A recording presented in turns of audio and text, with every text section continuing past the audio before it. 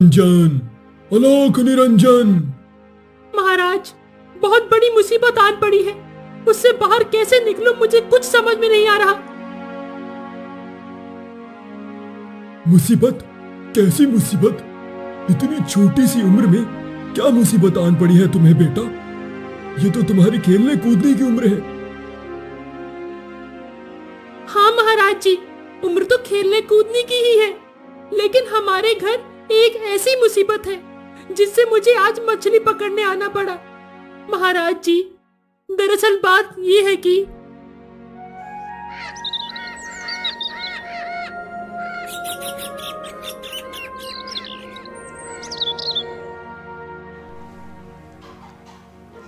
उदयनगर राज्य में मेघपुर नाम का एक गांव था। वहां पे मोहन नाम का एक मछुआरा अपने बेटे कन्हैया और पत्नी भानुमती के साथ रहता था। वो मछली पकड़ के अपना गुजारा चलाता था। उसका सुबह से लेकर शाम तक एक ही काम था, नदी से मछली पकड़कर बाजार में बेचना। मोहन के भाई का बड़ा व्यवसाय था और वो बहुत ही ज्यादा अमीर था और लालची भी। भानुमती, ओ भानुमती, सुनती हो? अरे मैं मछली पकड़ने जा रहा हूँ। अब बोलिए, मैं अभी अंदर थी ना, तो मुझे कुछ सुनाई ही नहीं दिया। अरे मैं ये कह रहा था कि मैं मछली पकड़ने जा रहा हूँ, और ये कन्हैया कहाँ गया? कहीं दिखाई नहीं दे रहा। अरे वो तो कब का अपने स्कूल चला गया है। बोल रहा था आज उसके स्कूल में कोई कार्यक्रम है। अच्छा ठीक है, चलो मैं चलता हूँ।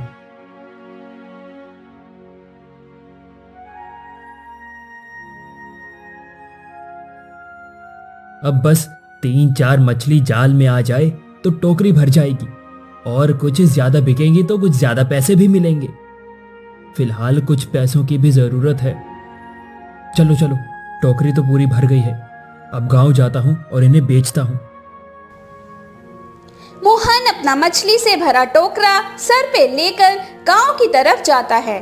थोड़ी देर में वो गांव तक पहुंच जाता है और गांव में पहुंचते ही वो घर घर जाकर कहता है कि मछली ले लो, मछली, ताजा ताजा मछली ले लो। फिर बिक गई तो नहीं मिलेगी। स्वादिष्ट और ताजा माजा मछली ले लो भाई, ले लो ले लो। अरे इस घर में कोई है? आपको मछली लेनी है?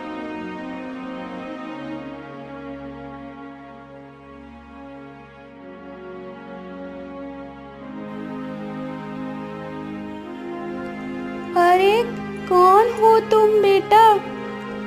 क्या है इस टोकरी में? कब से चिल्लाए जा रहे हो? हाँ बोलो बोलो, चुप क्यों हो? टोकरी किस चीज से भरी हुई है? अरे माँ जी, आप मुझे कुछ बोलने तो दीजिए। मेरा नाम मोहन है। मैं ये कह रहा था कि स्वादिष्ट और ताजा मछली है, अभी नदी से पकड़ कर लेकर आया हूँ। बहुत अच्छा है, आपको दे दूं 2 किलो। बहुत ही स्वादिष्ट है ये मछली। क्यों, तूने चखी है क्या?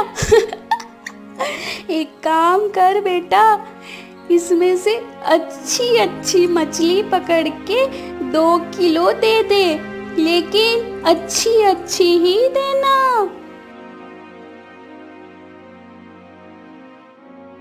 ठीक है माँ जी, 2 किलो आपको दे देता हूँ। एकदम स्वादिष्ट और ताजी मछली है। एक बार खाओगे तो बार बार मेरे पास ही मछली लोगे। ये लो माँ जी, आपकी 2 किलो मछली। शुक्रिया बेटा, लो 40 रुपए।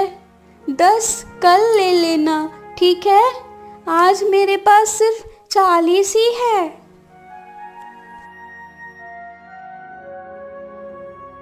कोई बात नहीं माँ जी, 10 रुपए आप कल दे देना। चलो मैं चलता हूँ।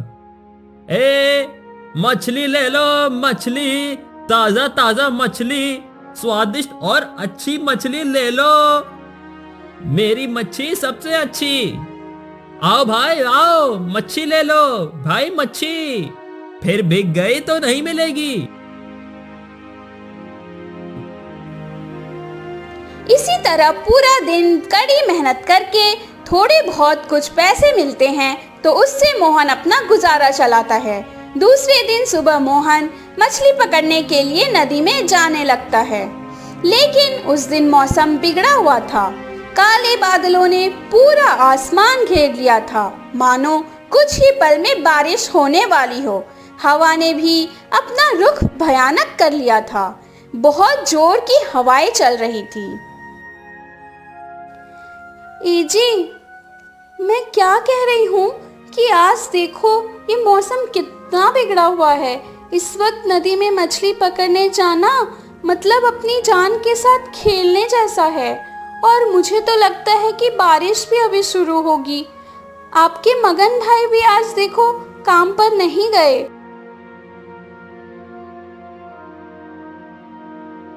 भानुमति, बात तो तुम्हारी सही है, लेकिन मछली पकड़ने के अलावा हम और कर भी क्या सकते हैं? मगन भाई को क्या तकलीफ है? उनका तो बहुत ही बड़ा कारोबार है। मैं अगर मछली नहीं पकड़ूंगा तो आज शाम को हम खाना क्या खाएंगे? तुम चिंता मत करो, मुझे कुछ नहीं होगा। इसी तरह भानुमति की लाख कोशिश करने के बाद भी मोहन मानता नहीं है, क्योंकि ये मोहन की मजबूरी थी।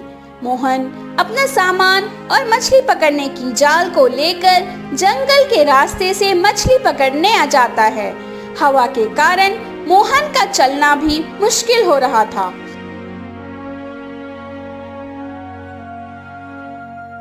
अरे, ये हवा के कारण चलना भी मुश्किल हो रहा है। बादल भी काले हो रहे हैं। बारिश ना आए तो अच्छा है।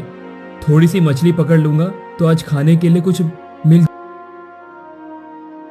इसी तरह मोहन जंगल के रास्ते से जैसे तैसे करके नदी तो पहुंच गया, लेकिन उसने नदी का भयानक रूप देखा तो वो दंग रह गया।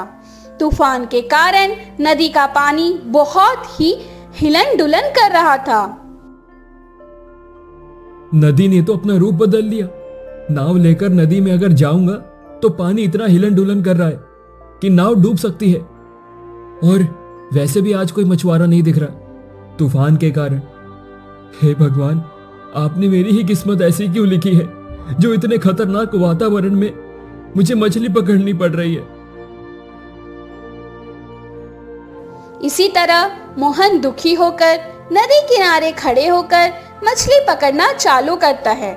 मोहन कब से जाल बिछाकर खींच रहा था, लेकिन पानी इतना हिलन डुलन हो रहा था कि उसकी जाल में एक भी मछली नहीं आ रही थी।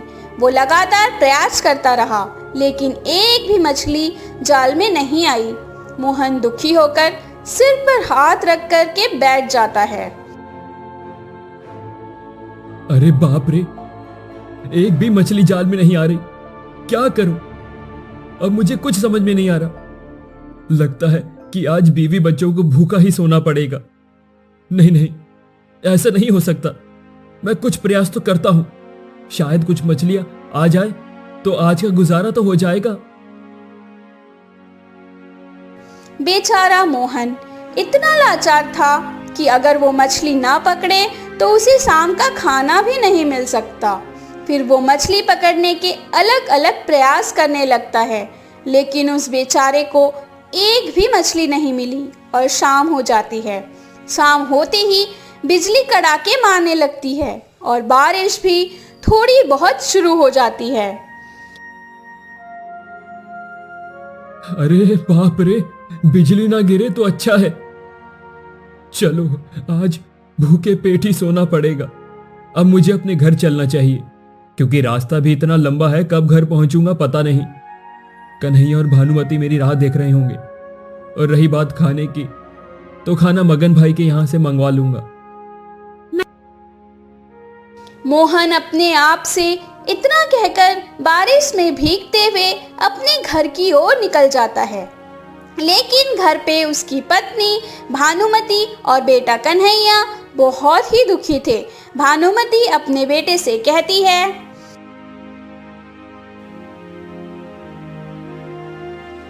अरे बेटा, मुझे तो बहुत डर लग रहा है। देखो कितनी जोर की बिजली कड़ाके लगा रही है। मुझे तो डर है कहीं इस बारिश में तेरे पापा कहीं फंस न गए हों। मुझे तो बहुत ही चिंता हो रही है। पापा कहीं फंस गए होंगे, आ जाएंगे वो थोड़ी देर में, तुम चिंता ना करो, सब ठीक हो जाएगा माँ। तभी थोड़ी सी देर में मोहन जैसे तैसे करके अपने घर पे आ जाता है। अरे आ गए आप, मुझे तो बहुत ही डर लग रहा था, पूरा भीग के आए ना। मुझे पता था, इसलिए तो मैं आपको सुबह ही कह रही थी ना जाइए। नहीं मिली, नदी के पानी में ही इतना तूफान था, पूरा दिन बेकार गया और एक मछली भी नहीं मिली। ये क्या कह रहे हैं आप? एक भी मछली नहीं मिली? हे भगवान, आपने हमारी ही किस्मत क्यों ऐसे लिखी? घर में एक भी दाना नहीं है अनाज का। लगता है आज तो भूखे पेट ही सोना पड़ेगा। आज भी खाना नहीं मिलेगा? अरे देख ना, मैं कुछ ना कुछ करता हूँ, हमें भूखा नहीं सोना पड़ेगा। देखना, मैं एक काम करता हूँ, मगन भाई के पास जाता हूँ, उनके पास से शायद कुछ खाना मिल जाए।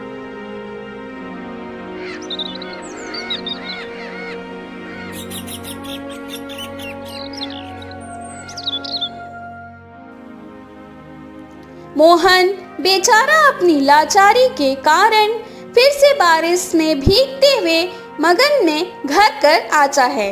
मगन तो एकदम सुखी आदमी था, इसलिए वो तो अच्छे से बैठकर पकोड़े खा रहा था। मोहन पहुंचते ही दरवाजा खटखटाता है।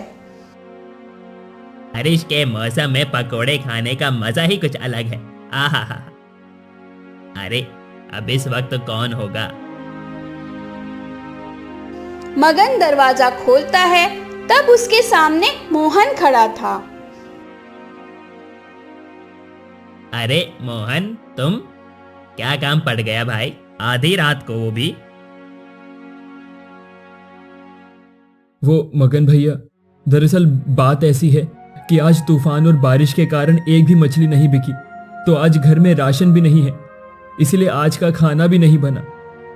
तो मैं ये कह रहा था कि आपके यहाँ कुछ खाना मिल जाए तो अच्छा होता। क्या तू यहाँ पर इसलिए आया है? खामा खा मैं अच्छे से पकोड़े खा रहा था, थोड़ी सी शर्म कर ले बेशरम।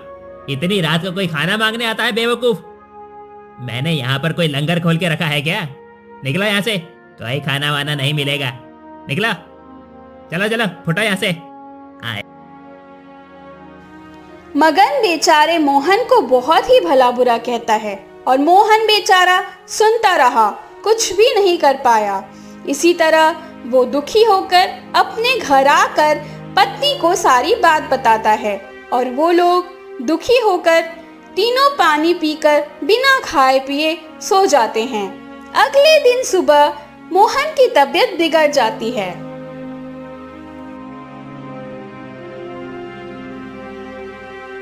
अरे आपको तो बहुत ही तेज बुखार है, ऐसा लग रहा है। आज आप आराम कीजिए, कल बारिश से भीगे थे ना, इसलिए आपको बुखार आया है। तो फिर आज भी कुछ खाने को नहीं मिलेगा, कल की तरह आज भी भूखा ही सोना पड़ेगा। माँ, पापा, आप बिल्कुल भी चिंता मत कीजिए। बताइए कहाँ पे है मछली पकड़ने का जाल? मुझे दीजिए, मैं जाता हूँ मछली पकड़ने। आज बारिश और तूफान भी नहीं है, मुझे आप जाने दीजिए। नहीं नहीं बेटा, हम तुझे कहीं नहीं जाने देंगे, तू हमारा एक ही वारिस है बेटा।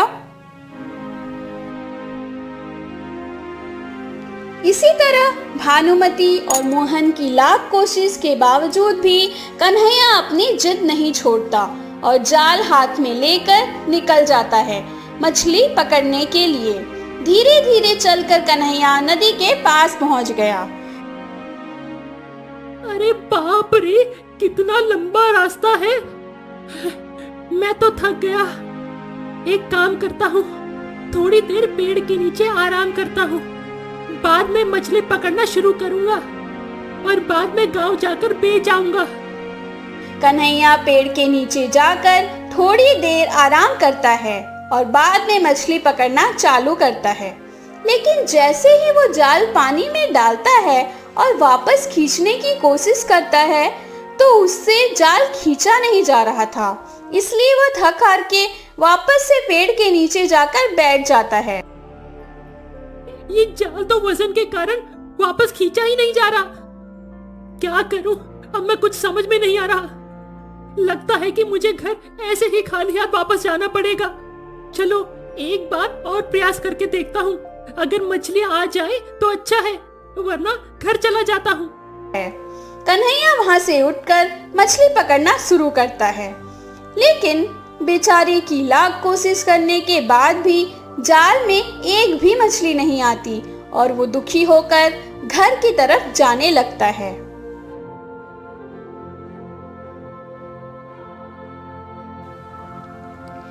ये लो कन्हैया, आ गया। कितनी मछली पकड़े बेची तुमने बेटा, और कितना मुनाफा हुआ? बोलो, बताओ।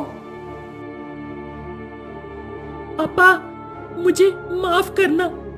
मुझसे एक भी मछली नहीं पकड़ी गई। मैं खाली हाथी घर वापस आया। अरे बेटा, इसलिए तो हम तुझे कब से मना कर रहे थे कि तू अभी छोटा है, लेकिन तुम माना ही नहीं हमारी बात। तू अभी छोटा है बेटा, अब आराम कर ले शांति से। अरे मुझसे पापा की हालत देखी नहीं जा रही और घर में भी अन्न का एक भी दाना नहीं है। कल कुछ भी हो जाए, मैं कैसे भी करके मछली पकड़ूंगा। कल सुबह जल्दी निकल जाऊंगा। अगली सुबह कन्हैया फिर से जाल हाथ लेकर निकलने वाला ही था, तभी उसकी माँ, अरे क्या कह रहा है बेटा? फिर से तू मछली पकड़ने जा रहा है? हमने तुझे कल भी मना किया था। अरे बेटा, तुम मछली नहीं पकड़ पाएगा। जा घर पे और शांति से बैठ जा। जाऊंगा मतलब जाऊंगा।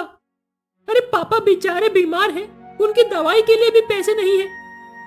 अरे अब चिंता मत करो, मैं शाम से पहले आ जाऊंगा। आज चाहे कुछ भी हो जाए।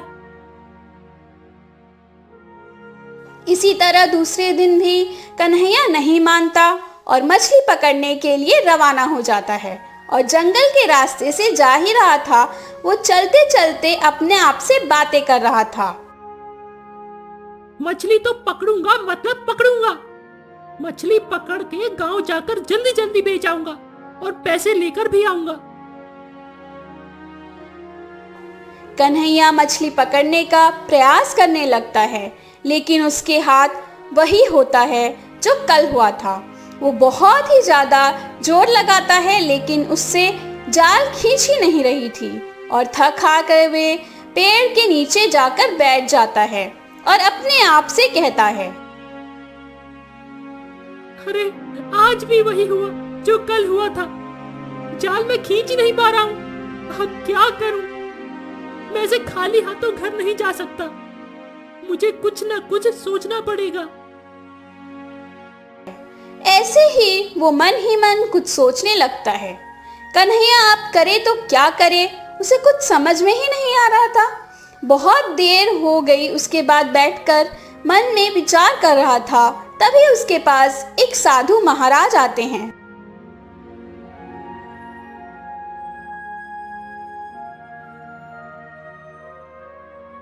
निरंजन, अलोक निरंजन। महाराज, बहुत बड़ी मुसीबत आन पड़ी है। उससे बाहर कैसे निकलूं, मुझे कुछ समझ में नहीं आ रहा। मुसीबत? कैसी मुसीबत? इतनी छोटी सी उम्र में क्या मुसीबत आन पड़ी है तुम्हें बेटा? ये तो तुम्हारी खेलने कूदने की उम्र है। हाँ महाराज जी, उम्र तो खेलने कूदने की ही है, लेकिन हमारे घर एक ऐसी मुसीबत है जिससे मुझे आज मछली पकड़ने आना पड़ा। महाराज जी, दरअसल बात ये है कि कन्हैया और उसके परिवार के साथ जो जो हुआ वो पहले से सारी बात बताता है। इसी तरह कन्हैया महाराज जी को सारी बात बताता है। तभी कन्हैया साधु महाराज को कहता है, मेरे साथ ये मुसीबत है महाराज, अब मैं क्या करूं?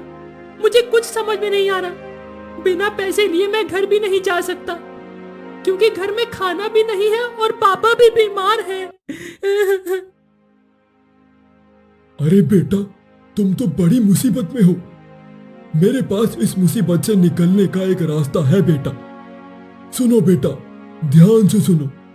इस नदी को पार करके जंगल में एक पेड़ बरगद का है। वो पेड़ कोई आम पेड़ नहीं है, वो जादुई पेड़ है। वहां उस पेड़ के अंदर 7 राजा का खजाना है। वहां हीरे मोती जेवरात सब है। उस पेड़ से तुम्हारी गरीबी दूर हो सकती है। ये जादुई पेड़ की बात सुनकर कन्हैया मन ही मन बहुत खुश होता है। पेड़ के अंदर मतलब पेड़ काटना पड़ेगा?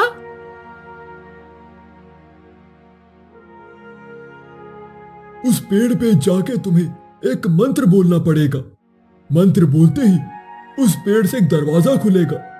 वो मंत्र ये है कि धरती के अंदर हाथी का अंडा खुल जा खुल जा खुल जा सिम सिम, और वो दरवाजा खुलेगा और अंदर बहुत सारा सोना निकलेगा।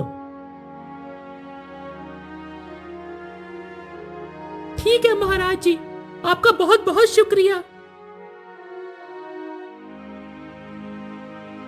बेटा, ये मंत्र अच्छे से याद रखना, वरना भूल जाओगे तो नहीं खुलेगा उस पेड़ का दरवाजा।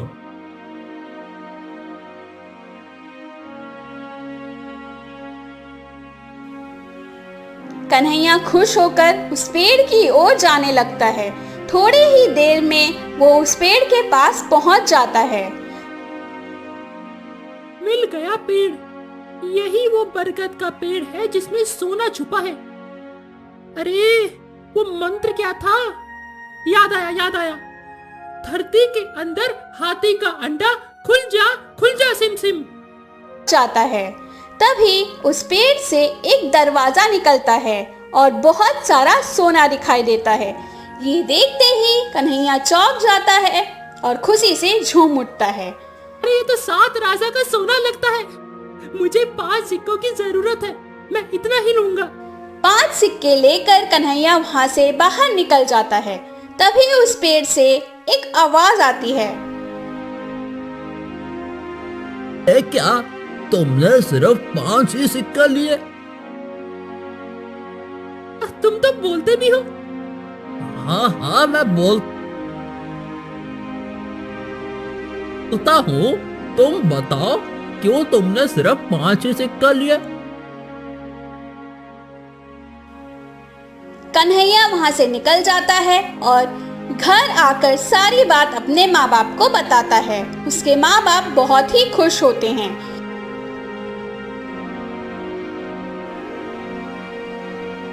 अरे वाह बेटा, तुमने बहुत ही बढ़िया किया। वह बेटा, तुमने आखिरकार हार नहीं मानी। इसी तरह कुछ समय बाद मोहन वो 5 सिक्के बेच के एक कपड़े की दुकान खोल लेता है और अपना एक घर भी बनवा लेता है। और वे तीनों अब बहुत अच्छे से जीवन जीने लगते हैं और कुछ पैसे वो लोग दान में भी दे देते हैं। अब वो लोग भी अपने बड़े भाई मगन जैसे ही जीवन जीने लगते हैं।